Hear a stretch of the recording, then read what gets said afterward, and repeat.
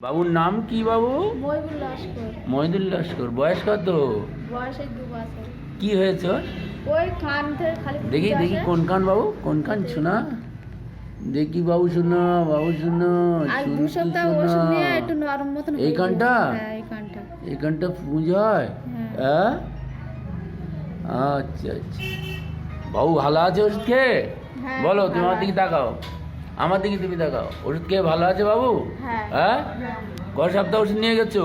এই তো ওই যে কাল 3 সপ্তাহ হ্যাঁ, আগে। 3 সপ্তাহ খেয়ে কানের পুঁজ কমেছে? হ্যাঁ একটু কমে গিয়েছে। বলো তুমি বলো, তোমার উপকার হয়েছে? হয়েছে? বাহ, ভালো ছেলে তো তুমি। বাহ বাহ বাহ বাহ। তাহলে তুমি ওষুধ খাও, আস্তে আস্তে ভালো যাবে। হ্যাঁ?